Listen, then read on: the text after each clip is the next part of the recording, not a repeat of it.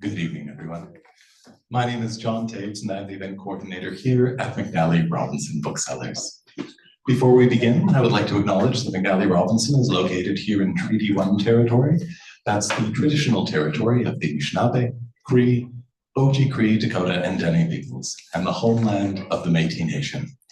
In addition, McNally Robinson Booksellers itself rests on the land once occupied by the Métis community of Roostertown. I won't take up too much of your time tonight because we have a very special treat tonight. We are so thrilled this evening, with many thanks to Penguin Random House of Canada and to Knopf Canada, to be spending the evening with R.H. Thomson to celebrate his book, By the Ghostlight, Wars, Memory, and Families. You may applaud that fact.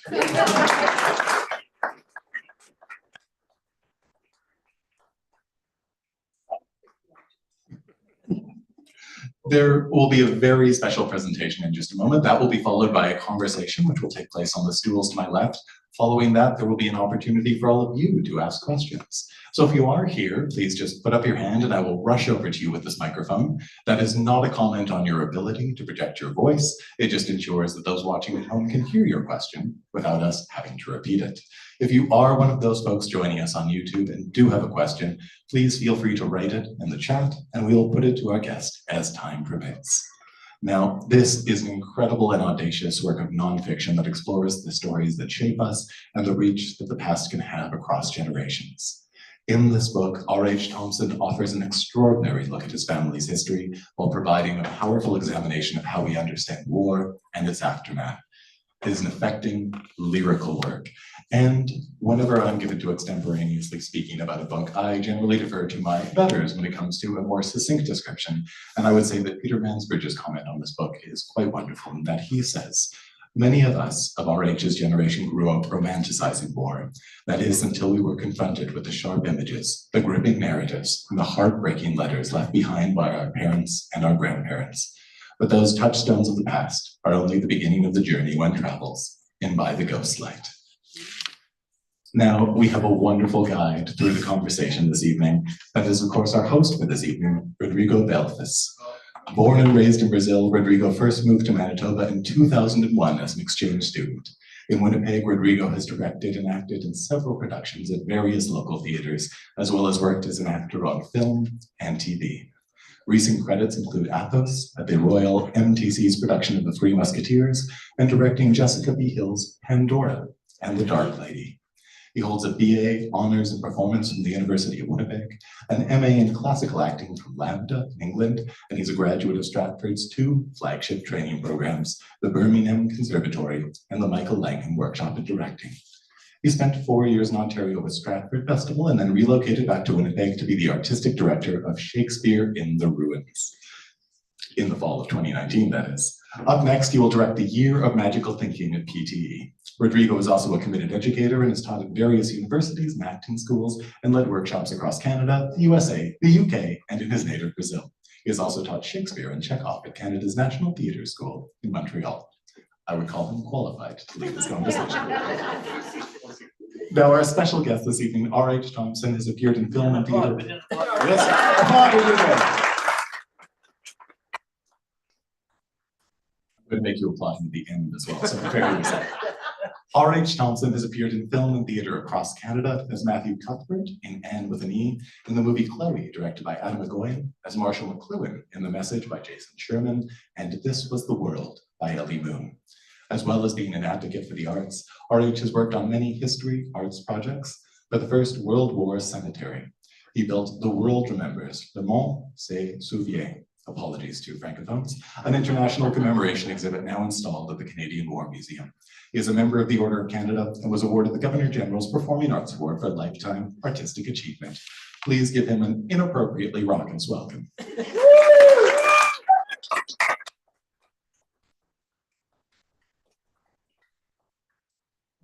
A little bit, because I'm a theater person. My theater friends understand.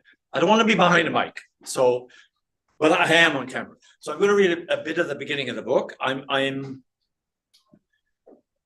My actor friends will understand this. Acting, you can always blame the writer, the director, and you hide behind a character.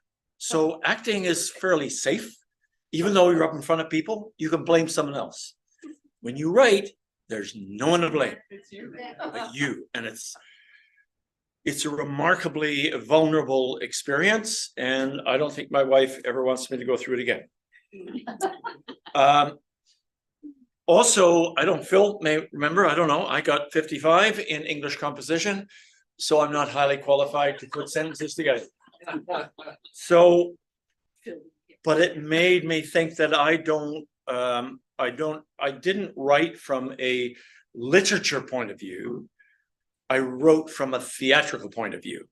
So how you put stories together, we just, in theater and film and TV, we do that a different way, but we have our own way of proceeding. And maybe that's why this book turned out this way. Actors think with their skin. They don't think with this, they think with this. And it changes the way you experience story. Anyway, enough of that. Okay, so I'm going to read a bit of the preface. Preface, a childhood. I'll get it. Blame the book. I don't know who wrote this. A childhood suitcase of warriors, victories, and heroes. You, who are reading this, should know that your family stories are probably more interesting than the ones I will tell here. Mine have been rolling through my family for over a century. They're not of the, do you remember the time that great uncle Art variety? Rather, they are stories that disturbed me when I burrowed down into the world in which they occurred. Many of yours are most likely amazing. Perhaps you think your family doesn't have great stories. But whether you have lived in Canada for 2 or 22,000 years, you have only to dig into the memories of your family or yourself to find them. A family's strength, and occasionally its curse, is the stories it remembers. Stories that create a map by which to navigate the years ahead. They provide an architecture, a purpose, meaning. The writer Thomas King went further by suggesting the truth about stories is that that's all we are. My childhood in a 1950s Ontario town was filled with tales about 2 global conflicts, the First and Second World Wars. We won both of them, or more accurately, Canada had been on the winning side. My father fought in World War II and returned home. His 5 uncles fought in World War I. 2 of them didn't return home, and 2 died afterwards from lung problems brought on by the war. On my mother's side of the family, 3 great uncles lost their lives. Of the 5 on my father's side, only 1 grew old, and I have fond memories of him. Great Uncle Art's dentures clicked when he spoke, and it was said that he kept a palm-sized piece of sourdough starter in a pouch beneath his shirt, a habit from his post-war years of prospecting in Northern Ontario. And when Art came south to visit at Christmas, he teaches about snake eyes and boxcars as we rolled the dice for the horse racing board game we played in our basement. My family's many warriors were all casualties of Canada's fight for democracy and freedom. And I've come to see the rhetoric rather than the reality in that statement. Memory owns no real estate, yet it holds a powerful place in our lives. It is like an empty theater that comes to life only when someone walks on stage and begins to speak. Entering your memories, fragile as they may be at times, animates the past. In the chapters that follow, my relatives enter and exit as if characters from a play who have been waiting their turn in the shadows of the theater's wings. There seems to be no limit as to how old theaters can be in which the past waits to be recalled. The Chauvet Cave in France, discovered in the 1990s, has wall paintings of animals that came to life when the first visitors brought burning torches into the cavern 30,000 years ago. and more recently, when explorers first crawled in with their flashlights. Released from the still darkness by the light passing over them, the horses and bears appear to move. And on the departure of both visitors and lamps, the darkness and the stillness return. And once again, time disappears. Without motion, there is no time. And that is just a fact. The theaters that I've worked in banish complete darkness, primarily for reasons of safety, but also from superstition. After each performance, before the cast and crew depart, a single lamp called the ghost light is left to burn all night. And on my way home after a show, I've often lingered by the ghost light, the theater now a dim cavern that an hour before was filled with life.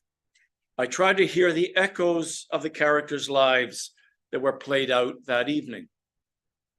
My memories are such a light by which I look at my family's First World War history.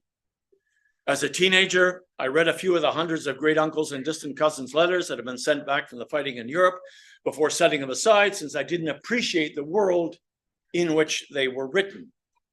And now that I am older, great uncles and grandmothers stand ready along the backstage walls, letters in hand.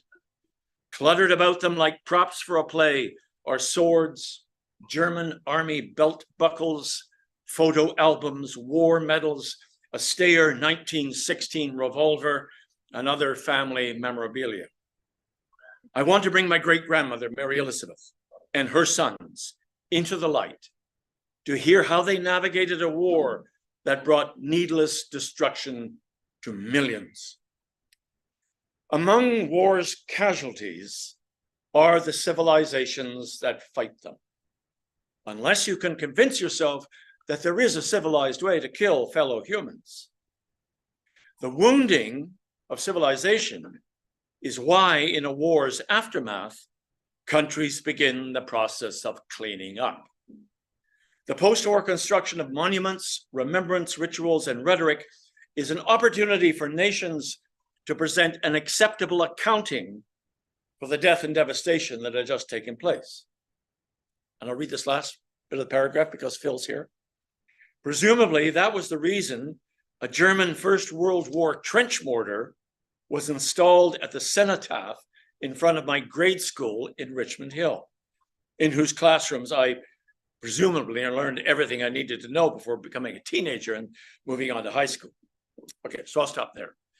So I just wanted to read that to give you a kind of a, the book is not about Robert telling his family stories. It's to try to put my family stories and your family stories in the perspective of what are stories doing. Because stories are vehicles we have to be very conscious of. And maybe I come because we're from the theater. But stories are conscious vehicles. Therefore, if you tell a story or you hear a story, you must be conscious of the vehicle and the purpose of the vehicle that's carrying that story. So anyway, that's the journey through the book. Okay.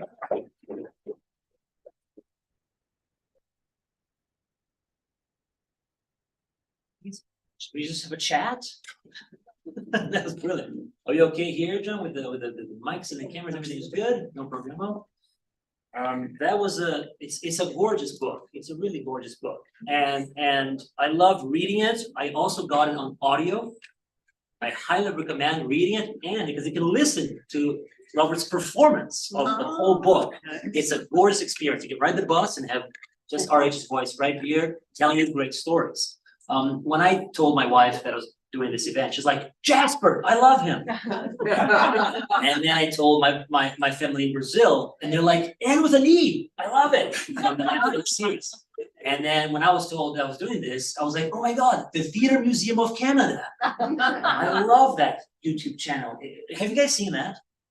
RH has curated dozens and dozens of interviews with amazing theater artists, and it's there for you to watch on YouTube. He has cataloged, basically immortalized these great voices, and he's a great interviewer, which then leads me to this thing about you were working across mediums. I love you from the YouTube thing, my family from Netflix.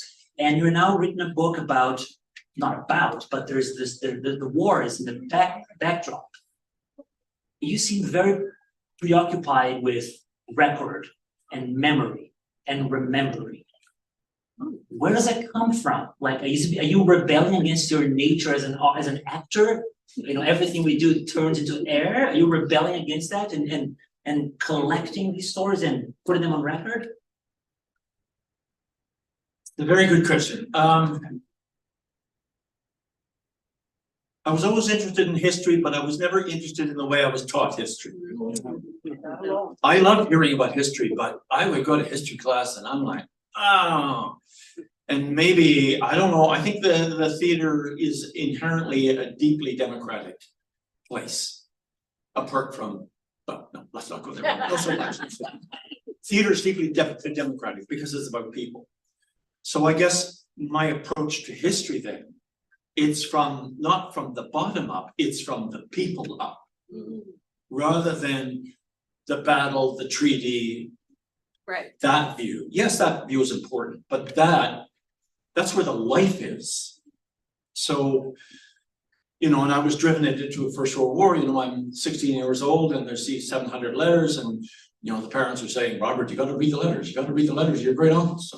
So I would read some of the letters of my great uncles and I found them really boring because they didn't talk about the war. They talked about socks and they talked about, I'm going to see Joe in a couple of days. And I thought, well, where's the war? And I was not astute enough to begin to understand the context in which they were talking about socks and maybe seeing Joe in 2 weeks. Right. I didn't understand that context. So, and when you, like I said, actors think with their skins.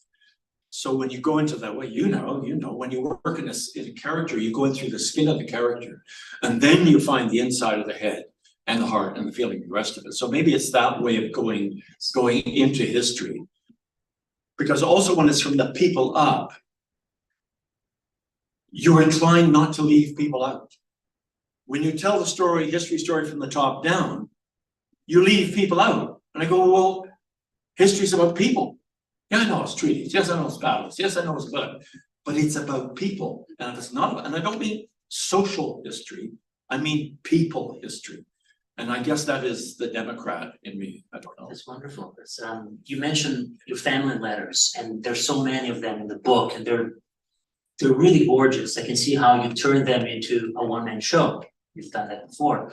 What struck me about the letters as well was the level of erudition and detail and eloquence in them. Not that I wasn't expecting that, but I don't think we write like that anymore, do we? Like, I don't think we take the time to sit and write and think and record our feelings and thoughts. And your family letters are just gorgeous in this book because there is so much humanity in them. Have we lost how we communicate in that way? Have we changed the level of thinking and processing experiences and writing them down? And is that affecting how we basically understand our sense of collective memory? Is that a big question? Well, what are you going to pass down to your grandchildren? Your tweets? All right. If you pass down your tweets, yeah, okay, that's good. But didn't they find it with cursive writing? Yeah. When the younger generation write this way, right, it involves one section of the brain. When they write this way, a lot more sections of the brain are involved in that action of taking a thought, an impulse, a feeling, running it through, searching for the words and phrases, and then doing that. So it is involving in a way that isn't. And not to get on the soapbox, but that is, we're in a tyranny of that now, because every time that happens, it goes online, it's searched, it's spied on, it's stored, it's used. Someone is harvesting all that to use for their commercial purposes. And that is a brave new monster. We're not going to go here. That's a brave new monster world, and we're only beginning to understand how big the monster is. And it's coming. So mainly of our generation, we are used to long forming our thoughts and feelings.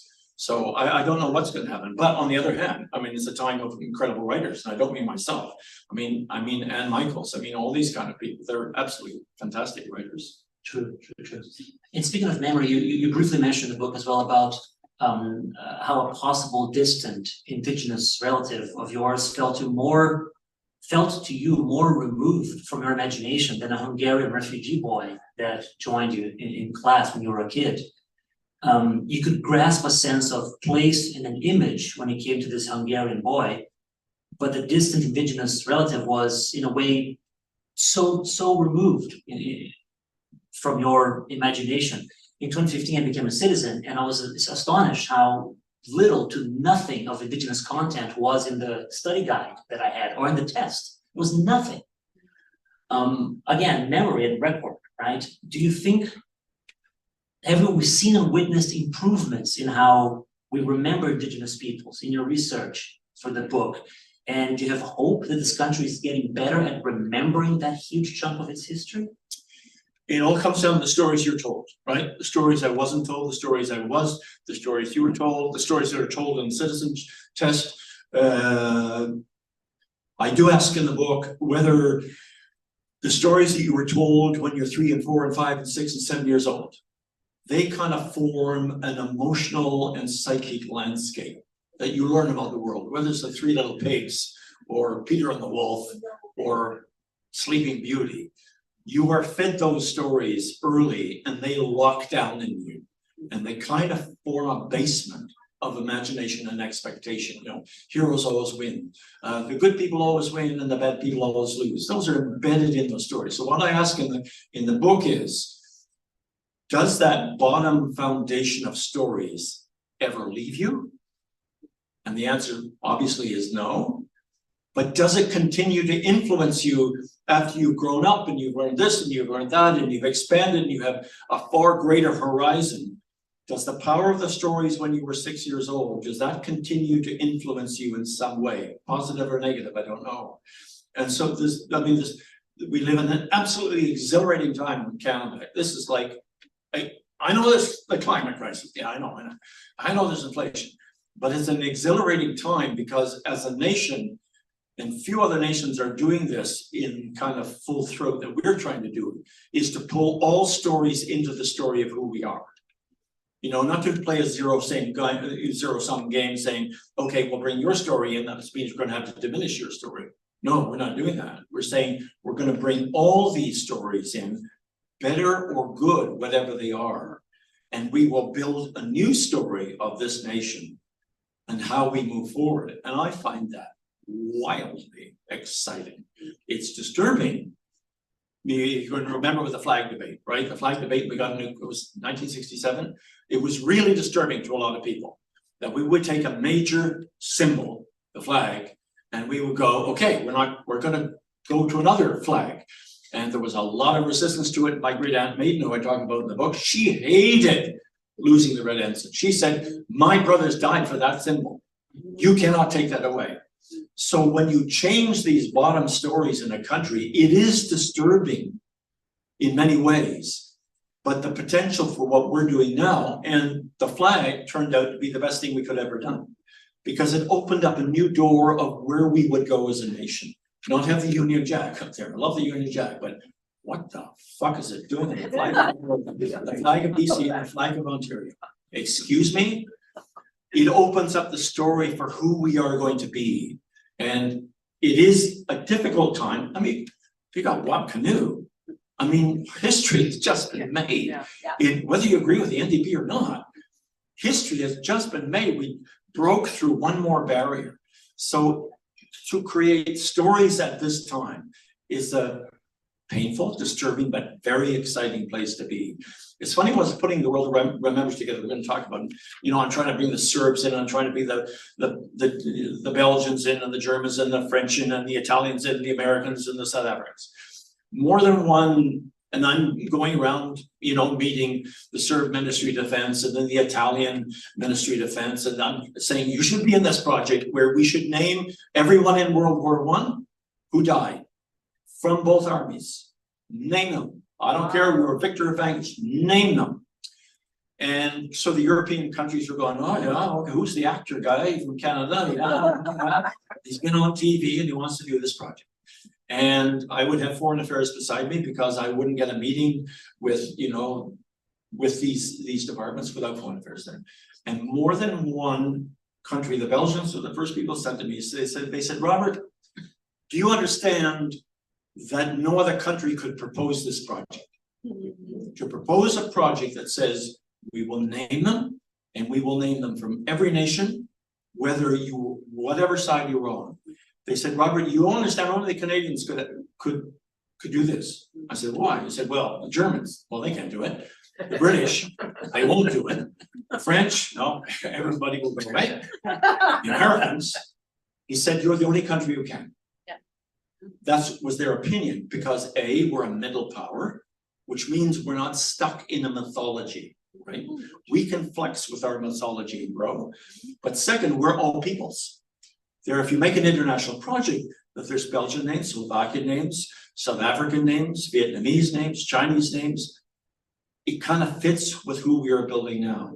So, long answer to a short question, it is actually, we're re-entering a really creative time of storytelling in this country to actually pull the country to the next stage. And I just, you know, it's painful, but wow, is it exhilarating. It's very exciting. It's very exciting. And on that, you mentioned the world remembers. It's a centerpiece to the book. All right, she keeps coming back to this amazing project.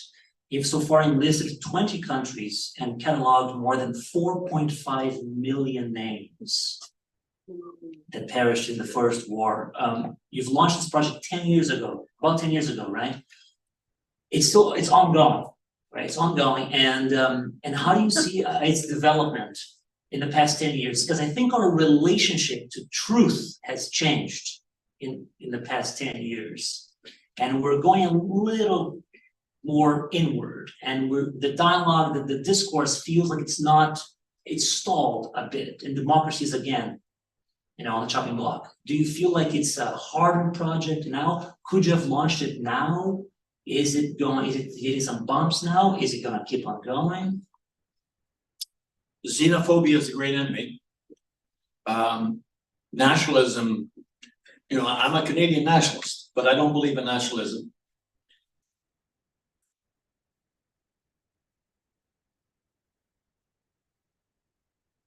The names from if you say, okay, for the first time in history, we are going to name everyone killed in a war. That's never been done before. Question underneath is, why has that never been done before? And we are going to name everyone, no matter the army they were in. We all had mothers who wept. And we chose the First World War. So we're not hurting people. This is not the Holocaust. This is not Nazism. This is all before that. But the idea to name everyone is deeply democratic, and it's from the bottom up. And it's about, I'm sorry, what was your question? Because I sort of lost I was driving to something and I don't know where I was driving. Has it changed in its process? Because right now, democracy is a bit in peril more than. So where I was going is, like, when you name everyone in a war, you're saying, I want to have a different kind of remembrance. We have 100 years of remembrance. We know what it is. We remember them. We march. We're honorable, and we give thought to our veterans. But they say, well, I'm going to remember war in a different way, and I'm actually going to remember it by naming the people who were killed. It kind of offers a different narrative to the story you tell after a war. And I want to put this in the context that I suggest in the book. There are 3 layers of stories that you tell about war. And I don't mean this as academic history 202. That's not the point. It's for the context of the stories within which we live. Thomas King said, basically, story, that's all we are. So we have to be conscious of the context of the story that is being told in which we have a part. For example, 3 stories told about war, stories told before a war. They're usually told to prepare people for war, to prepare young men and women to go out and pull the trigger or shoot the drone or whatever they're going to do, to prepare the governments to spend large amounts of money And the warmongers love those stories. They're the stories told before the war. And you gotta be, I'm not saying they're right, I'm not saying they're wrong. I'm saying be observed, that's the voltage of that kind of story. The second level of story is stories told during the war. And we're in the middle of the Middle East war and the war in Ukraine. And you can watch stories told during a war are deeply uncomfortable. There's no structure, there's no end. We put purposes on it. It's hard to put a purpose on why the children are being buried under concrete in Gaza. But we can't stand a story that doesn't have a structure, that isn't moving towards an ending or conclusion. And for those of us who brought up in early romantic stories, stories end well. You don't sit down and tell a story with a terrible ending. You just don't. Stories aren't that. But the stories told during the war are really disturbing when we hear them. And both sides start fighting for them. So not only in the Middle East are they fighting with weapons, they're fighting with stories. And you watch the news, you watch them fight the stories. No, this story should prevail. No, this story should prevail. And we're in the middle. And we can't tell which story is going to land. And it becomes a very dangerous time unless you side with one side or the other. And the point about these is observe yourself being drawn. I have to choose a side. You take the Middle East. I have to choose a side. I have to choose a side. I can't stand in the middle. If you stand in the middle, you're in the no man's land. If you're in no man's land, you're not only shot at on both sides, you get the stories from both sides. And now, even in this country, if you don't take a side, you're being accused of siding with the others. So the point is, this is not right or wrong. The point is to observe the pressure on you to take a side. Well, when you take a side, you build polarity, you build tension, and you build the fuel for the next conflict. And to stand in the middle and have empathy and compassion for both sides, you are somehow felt you are betraying somebody. I'm betraying either their hurt or their hurt. And that is a weird mechanism. And I say resist taking sides. Because when you polarize, when you take sides, you start to build the ammunition for the next war. My friend David Young said, war is an ancient virus that we keep alive with our imaginations. So the urge to take a side, observe it. Observe that in yourself in the current conflict. The third level stories are stories told after a war. And those stories, history is written by the victors. That's the truth.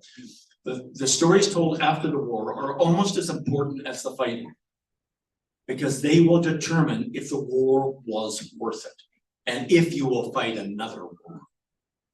So again, the stories told after the war are wildly important.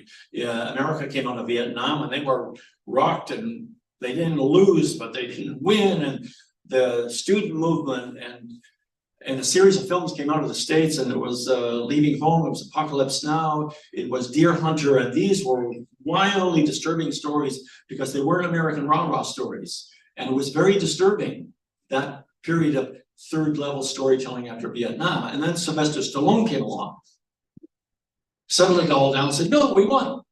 And he made movies about being Rambo going to North Vietnam and saving the Americans. And they put the narrative back in their pro-America camp. So I only say all of this, that these films are neither good or bad, but the stories that a culture tells after the war are really important to understand what they are, because they can create the ammunition for us to go war again. So in the book, that's partly what I'm trying to explore through all these stories of who we are.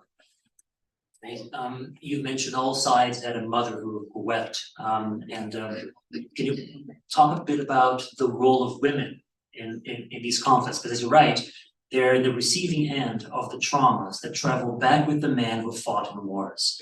And you assign 7 roles to women, which we think of Jay Cree's seven ages of man speech from As You Like It, but they're all supporting roles, right? And tell us a bit about that frame. Well, it partly came about, we have to talk about women in war. We think, well, war's about men, right? The men go and fight. The men go, yeah. But it's equally about the women.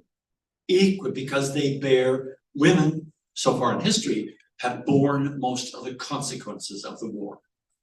Whether it's losing a husband, whether it's losing a brother, whether it's losing a son, whether it's being raped. Rape is a traditional weapon of war. Yep, some boys are raped. Mainly it's women who are raped. Women are usually the caregivers, they're the nurses, they pick up the pieces. Women are the ones to which the veterans return after the war.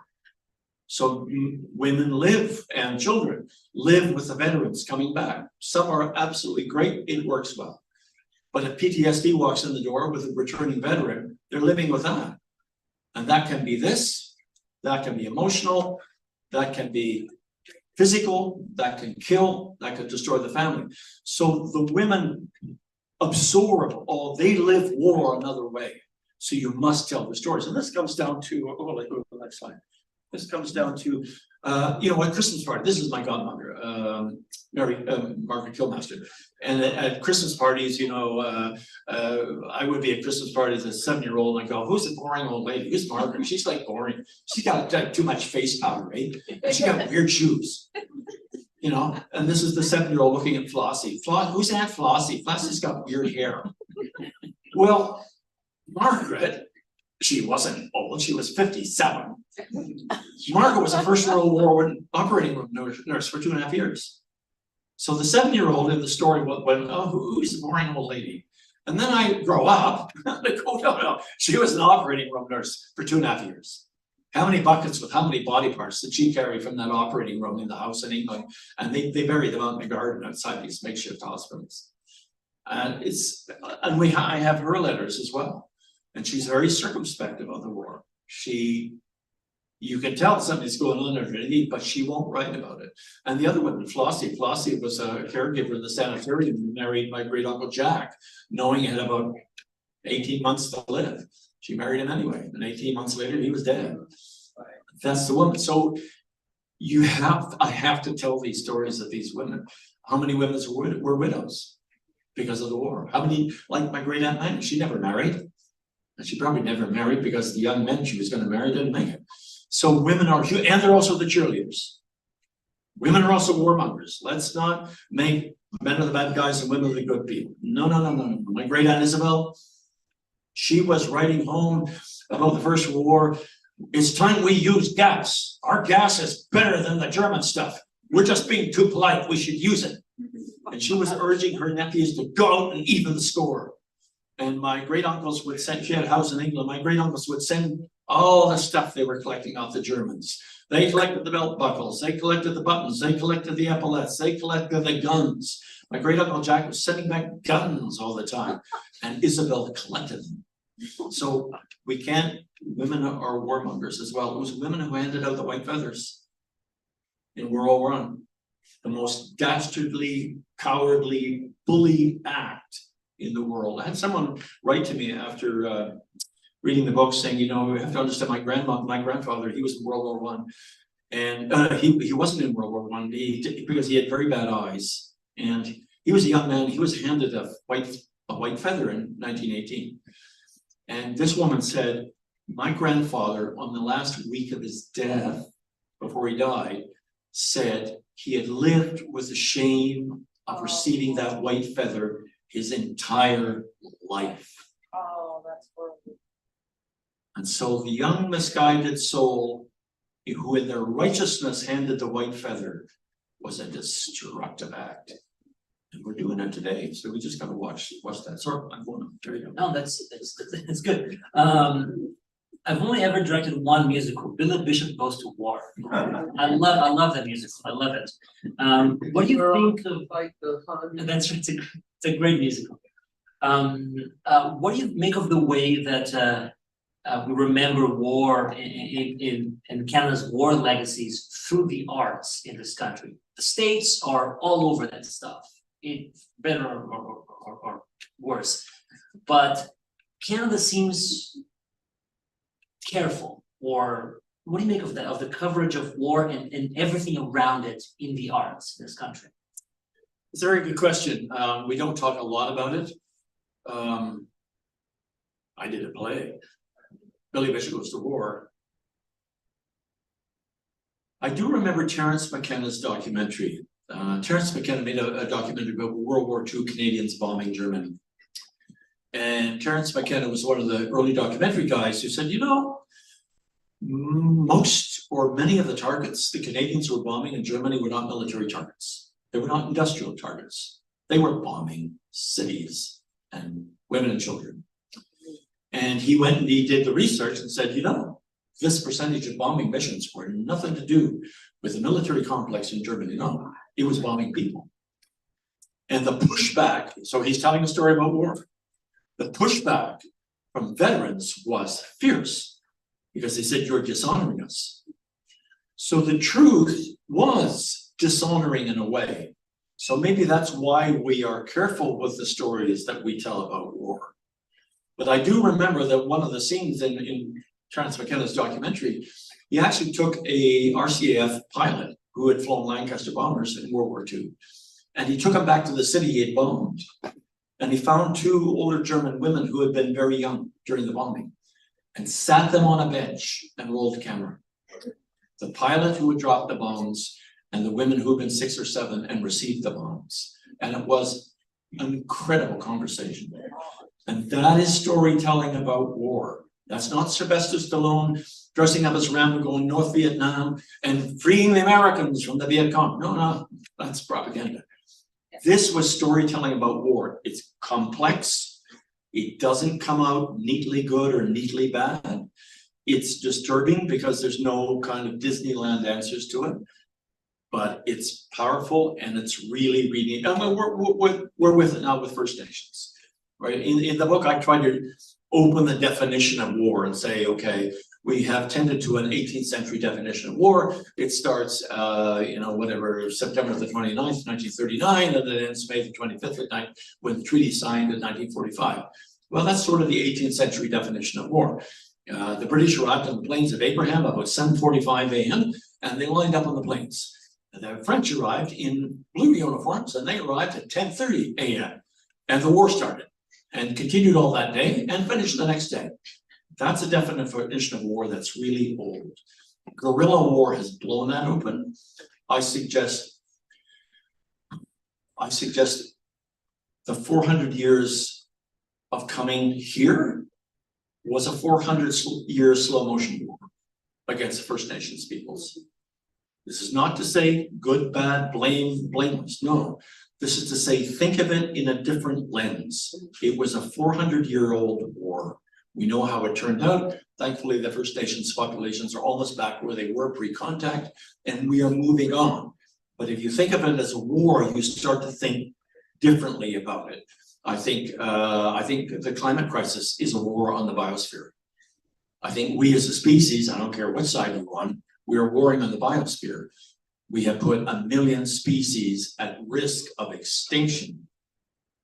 How much more warlike, but the tools of war are different, right? It's not the plains of Abraham. So when you think of it as a war of which our children and grandchildren are going to be the losers, no matter the color of your skin, no matter your nationality. And it's that inability by living in a narrow definition of war, you do not see the broader destructions that are going on. It's the broader destructions that are going to get us. And are we a smart species? Aren't we like smart? Don't we like get this? So it's trying to shift these parameters and definitions so we see a human aggression in different ways. Therefore, hopefully we can do something about it. Great. Final question before we open up to all of you guys. You were unlike any actor I know.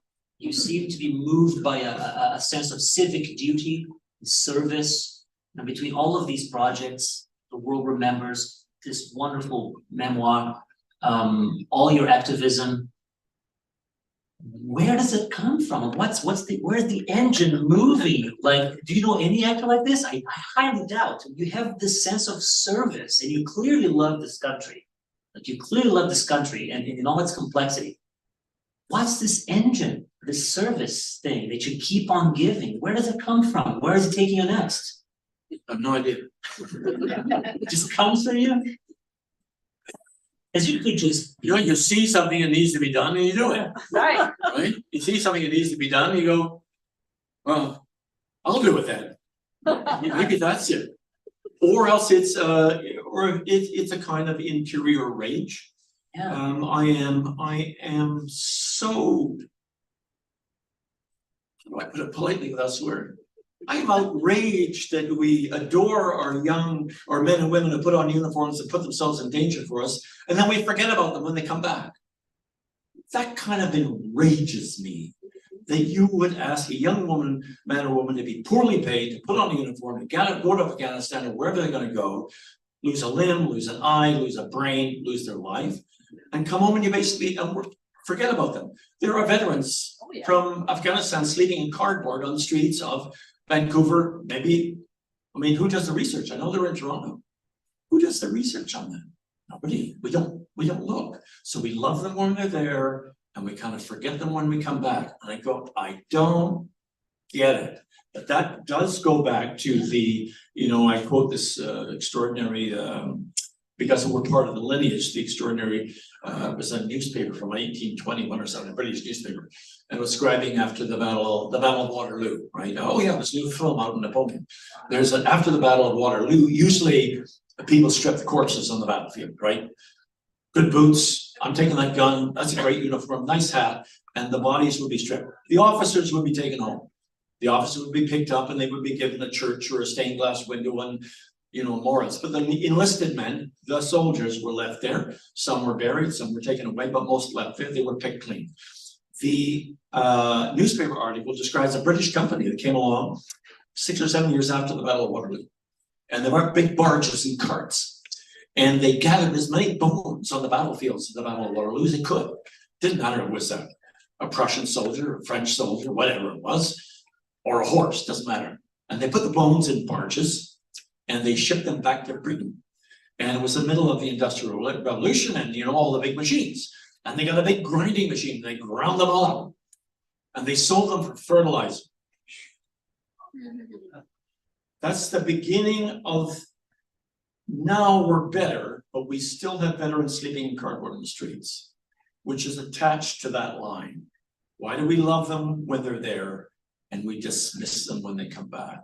And there's something underneath there that I don't quite understand. I believe it's something to do with a feudal impulse we still haven't gotten rid of. I'm not saying I'm not a militaristic guy, but I'm saying you respect the men and women who put themselves on the line for you. And I'm just going to flip down here because I want you to see some of the women, and I want you to see the world remembers. How do I do this? Oh no, there. Nurses. In Toronto, munitions workers. They call them the canaries because they got poisoned by the chemicals that were in the munitions. Ukrainian nurses. Yeah, we remember the Canadian nurses. You remember the Hungarian nurses, the Ukrainian nurses, the French nurses, the Russian nurses. Any guesses? These are Canadian soldiers. These are Irish women. Oh, right, the hat. Ireland was not in the war, but Irish men fought in almost every army on the Allied side. Any guesses?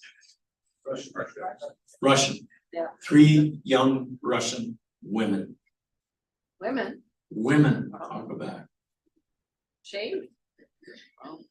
Women. Again, I'm talking about the breadth of stories you tell in the context of stories. That's the purpose of these pictures. This is a stage picture, okay? Refugees. Irish women. And of course the men. In the World Remembers, we have over 800 photographs that we show. You can look them up on the kiosk, whatever. And they're pictures of the soldiers as people in uniform, rather than being soldiers in uniform. Because again, history is about people. And you got to show the dead. When we did 150 schools, the schools in Winnipeg did it, was great. They put it up with monitors in the schools and the names ran for 6 weeks. And kids could look up if they're great. And every 15 minutes in the names display, we put up a photograph and from all countries. And some teachers said, you're not going to show pictures of the dead people, are you? So again, you go, okay, so we're talking about a war that killed 9.5 million, 68,000 Canadians. We're not going to show a dead person. So we said, okay, but we'll show one or two. Germans, Canadians. I love the town guys at the bottom with the high collars. And look at the dirt on the hands and the fingers of the guys on the train. Yeah. Chinese. Chinese. I don't know if there's any Commonwealth War graves stones of Chinese men in Winnipeg, but I know they're in Regina and I know they're in Halifax and Vancouver, because the young Chinese men, 2,500 were killed, were brought over from China to work in the battlefields. They came to Vancouver, they were put on locked trains in Vancouver. The train was locked all the way across the country, unlocked in Halifax, got on a ship and worked for the British Army and the French Army. 2,500 lost their lives. And that's when Chinatown in Paris started, those guys. And those who survived went back to the ships, Halifax, put on a locked train, back across to Vancouver, and back to China. And some of them were so sick they died on the way. So there are Chinese gravestones for Chinese men who lost their life in the First World War in Halifax, Regina, and Vancouver. It's the dimensions of the stories that you talk about. Talk about the young Black American soldiers, right? And the terrible story of 3 veterans and 18 friends were pulled off a train and lynched in 1919 in Virginia. So 3 American World War I Black veterans were lynched. Romanians on New Year's Eve. Sorry, and this is the disorganization of being dead. And the pictures also we never show. This is okay. So this is in a Canadian cottage in 1918, and the man whose family ran the cottage, they went. This is near Ontario. It was called Fettercare, and they said, you know, somehow we realized a lot of veterans coming back were not good in the head, and so they opened up their cottage, and they brought in veterans who had just come back. Wow. And they said, you can stay a week, you can stay 6 weeks, you can stay 4 months. And it was to allow them with the mental wounds to try to reconfigure themselves. And you can see the mental wounds here of these young men who came back. This is my family, I won't talk about that. Okay. I do want to show you so here we did projected names on the National War Memorial. We timed the names so that people knew when their family name was appeared. So this is rewriting the third story about how you remember war. So the Jameson family could find out that their grandfather's name was going to appear at 4:01 a.m. And the Jameson family arrived at 3:58 a.m. with their 2 kids. They'd driven from Peterborough, and they stood there, and at 4:01, his grandfather's name went on the stone. And it's a way of saying, I want to change the story underneath. Right. The stone of the National War Memorial does not belong to the government, does not belong to the armed forces, does not belong to Veterans Affairs. It belongs to the men and women who didn't come back. Right. That's who owns the stone, not the flag, not the symbol, not the phrase. And when we put the names onto the stone, it was as if the stone was saying, finally, okay, I'm going to tell you who they are. And we did it in Trafalgar Square. I had raised the money, but we did it. And the Queen, she's down there, and the 68,000 Canadians. And it was a way of saying to Britain, excuse me, Canada is going to show you the 68,000 who died fighting for your empire. And we're going to show you in your biggest city. Not a finger wagging thing, but just tell the story. And briefly, that's at the Toronto Public Library. And here's a National War Museum at the Canadian War Museum. And what we do is we put the internet code after each name. The Canadian name is the center, and the internet code. So this man is Australian. He's Hungarian, he's French. Sorry, it's a little blurred. H.U. Carl, I think he's German. So you can actually see the countries they come from. And it's a way of saying, tell all the stories. Anyway, and that's trouble City Hall, I will tell you so. All right, we should go on. That's great. Well, on that note, let's open up to questions. But why don't you? No, it's fantastic. It's fantastic. Well, here for you. You spoke. Yes. So, yeah, I wasn't gonna ask questions or saying. almost humiliated doing this because I haven't read the book. But you speak to something that I experience every Remembrance Day, and of course it's, you know, something very recent. And that is that, you know, when we attend Remembrance Day ceremonies and, you know, we expiate our guilt at Can you hear? I'm sorry, we expiate our guilt at being the recipients and beneficiaries of those who sacrificed for us, and we pay our respects and we honor those, and it serves a purpose for us. I always think about, gosh, what about the German folks? What about the Japanese, the Estonians, Poles? Good for you. They don't have a vehicle for doing that. This helps me. You know, I lost an uncle, you know, in the war. I, you know, always remember that and feel connection every Remembrance Day, and that helps me. But these folks don't have any way of doing it, and so your project is really interesting because maybe for the first time you provide a vehicle. I found that such a good. A woman came out to me and said, "Thank you for your project. It's the first time I felt included." I said, "What do you mean?" She said, "Well, you know, our family came from Germany in 1980, and every Remembrance Day we go quiet." And I'm sure that's true for South Asian families, for Ukrainian families, for Polish families. Everybody goes quiet.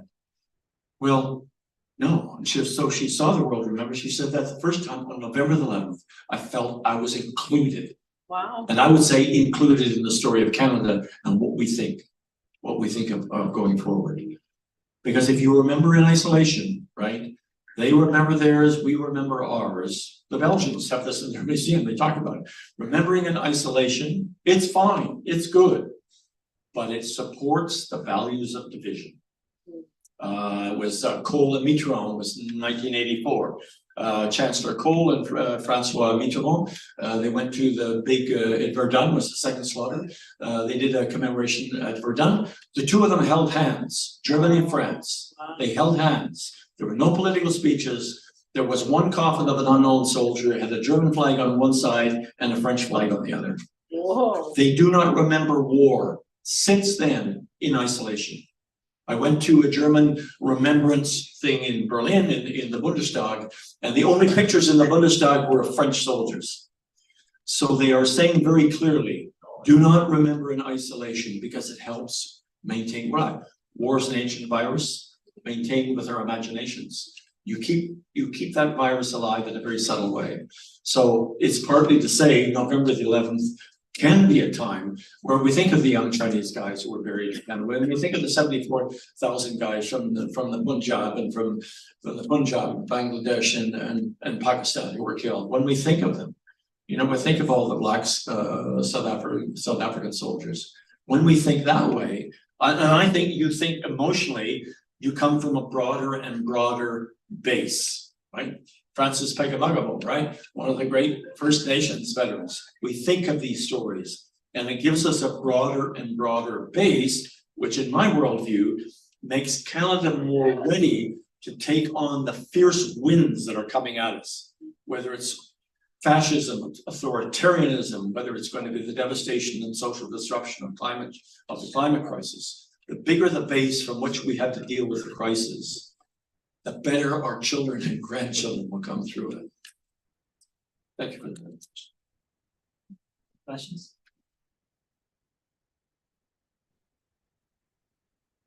I don't really have a question per se. I just want to speak to some of the things you mentioned because they resonate very strongly in me because we're similar age and I grew up with, you know, not my father's war stories. He was in a Lancaster. He flew 2 tours in a Lancaster bomber over Germany, and he never talked about it. You have some pictures from him in the war in his uniform. He's young and dashing, and he's got one picture where he's like showing how a plane was coming down at them, attacking him. He was a gunner. But of course, war was romanticized as when you were a boy, as you said, right? Which is why all young men want to go to war, right? They love that. It's a romanticized thing when you think of the uniforms and the parades and so on. Whereas it's a much different story once they come home. And so every Remembrance Day, which also happens to be my birthday, before I even think of my birthday, I'm watching the services or going to a service because of my father, because of that connection that we grew up with, being closer to the Second World War or to the history of it, and so your project is just, I'm just so blown away by it. Thank you, Robert. It's just an amazing gift to all of us that you're doing this, and We're not finished. no, I know. 8 more countries and 4 million Yeah. more names. Yes, so thank you. Thank you. One final question, so there's two, we'll go there and then there. Absolutely.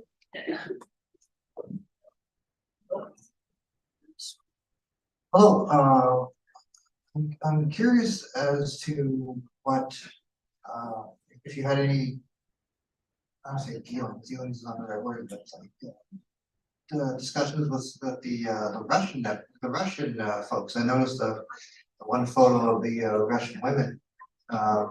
Just a quick little story about me. I've been reading about World War I since, well, for a long time, but the summer was kind of a little project I was doing. And I looked up what was the Russian equivalent of like a Remembrance Day for World War I, and sure enough, there was one in August 1st, and that's wow, I sent so out. So I sent a note to the Russian embassy. Now, obviously, right now Russia's not on many people's mind in a good way, but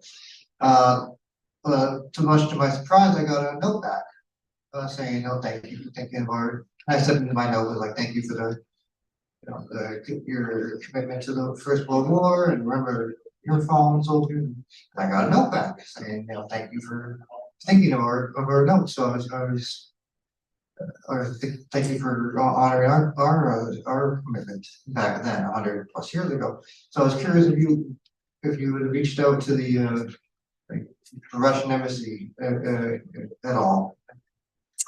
It's the French said to me, "Robert, you don't have a project without the Russians." The French minister of the centenary said, "Robert, you don't have a project without the Russians." Why? Because they lost more than anybody else. Can we think about that? No, they were communists or communist friendly. You're covering up with a whole bunch of reasons. So they had to be there. So everything is different now post Crimea, right? So there's a chapter. I had a wild adventure going to Moscow. They said, "Robert, do you not understand Russian history is complex. It's complex." He said, and everyone said, the story was a revolution. It's nothing. And in a wild, I was taken to a decrepit building on the edge of Moscow. With the interpreter and from Foreign Affairs, and the dog is on a chain barking at us, and two guys in blue overalls answer the door. And this is everyone, even the Russian general, saying, "No, they don't have them. Maybe Red Cross lists in Geneva, but the communists are lying," on and on and on. And these two guys opened the door, and they were blue overalls, and I thought, okay, they're just the janitors. The building is cold. The electrical wires are looping down the wall like that. It was an old aristocrat mansion. They took us upstairs, and it was freezing, and there was a wood stove over there, and we're talking through the interpreter, and whatever. And at a certain point, their two names were Valery and Yevgeny. And Robert is like here. He's rattling away. We gotta remember the soldiers. I'm rattling on, trying to bring them in. And there comes a point when you're talking to the Serbs or the Hungarians or the Czechs or whatever, there comes a point where either they go, "Oh," and get this guy, hope the meeting ends soon, or they get interested. When they get interested, they get personal. And these two, they were Russian archivists. They got personal, and they understood what we were looking for. And Yevgeny went in the back room, and he pulled out a book. He said, "I have 2,000 of these books." And he opened the book. It was handwritten in Cyrillic. Oh my God. He said the regiments were required to write down the names of the dead at the end of each day. So they would know how many were left to fight the next day. I said, do you have microfilm of the books? No. Do you have photocopy of the books? No. Are they scanned? No. This is the only copy? Yes. How many? You have 2,000. He said, maybe they have 1 million names in these books. So everyone who told me you can't find that stuff, we know where it is, and Putin never dealt with it because it's World War I. It was an imperialistic war that led to revolution that led to 70 years of authoritarian and communist. So they kind of, like America doesn't have a list either. And to both America and Russia, World War I is like, we don't really care. World War II is the war. So we know they're there. But the moment that Russia went into Crimea, the people I work with in foreign affairs said, you can't go near them. That's it. Because I talked to the university as well. So I know it's possible, and we're waiting for Ukraine to resolve one way or the other. I did write to Putin. I wrote to him in Russian. I said, President Putin, you got to understand, I did what Robert's been doing here. And I had a two-pronged approach. I'm a Canadian. I had a two-pronged approach. I sent him a letter in Russian through the Canadian embassy. And I thought if I get any reply at all, I'm going to play my second card. And I know there's a whole bunch of Canadians in Moscow who play hockey. I play hockey, not well. I know Putin plays hockey, not well. I thought, okay, I'll see President Putin. I'm going to challenge you to a game of hockey with all the Canadians in Moscow. I thought, perfect. They will slaughter us. They will knock us over the head because Putin will have to score 7 goals, et cetera, et cetera, et cetera. So unfortunately, they went into Crimea, and that was the end of the game. But I know that Yevgeny and Valery are still in the Russian archives. So I'm waiting for Ukraine to hopefully solve itself a good way. And then I'll probably go back in through the Lomonosov University, because I will not go through the military routes. I will go in through a university and see if I can do it that way. But it's a huge story. It's a gigantic story. And again, we tend to tell the simple stories, but the stories like that. Time for one more question, do we? Absolutely. Yeah. Hi, Robert. I can call you that. My name's Bonnie. I heard you on CBC Radio. I think you were talking with Matt Galloway, and you made a comment that you had heard from somebody where nobody wins in a war, only someone loses a little less. I wanted you to tell me who said that and maybe a bit of the history of that. I think it was an Indigenous person. It's the stories you tell about war, right? Right? We won, they lost.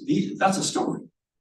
That's a story. And we have made that story. It happens to be mostly true, because we beat the Germans twice, right? It happens to be sort of true, but it's a story. So if it's a story, like I'm saying, you have to be aware of the context within the stories told. Well, that story is told within our culture. So it was Chief Stacy LaForma, the Mississauga to the credit, who said, Robert, in our culture, nobody wins wars. It's just that one side loses less. That's a different way of framing war. And once you start to hear that stuff, it kind of, it knocks that iron frame inside you. Well, did you win or lose? Well, Vietnam was an American loss, and the North Vietnamese, suddenly that frame, you see its limitations. So nobody wins a war. It's just one side loses less, is a way of looking at conflicts in a way. But thank you for asking about that. It's an amazing note to finish. And I think, shall we sign some books then? Folks, R.H. Thomson, what a legend.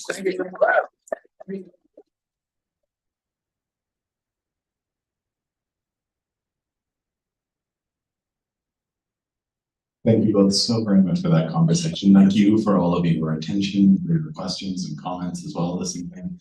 As Rodrigo mentioned, we will be moving along to the signing, so I will ask you to remain in place for just one moment to give us a head start so we can get Robert situated at the table, and then you may join us and have copies of the book signed. There are copies at the signing table, there are copies at the cash desk. Feel free to get a copy signed before you pay for it. Please do pay for the book.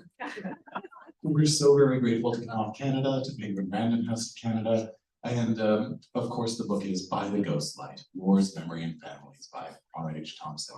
Please join me in giving 2 rounds of applause. The first for your host this evening, Rodrigo Beilfuss.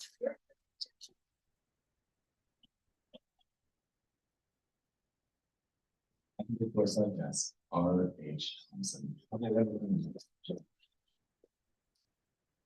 Doing business, he's in business. He runs a theater. I'm an actor. I need to be hired.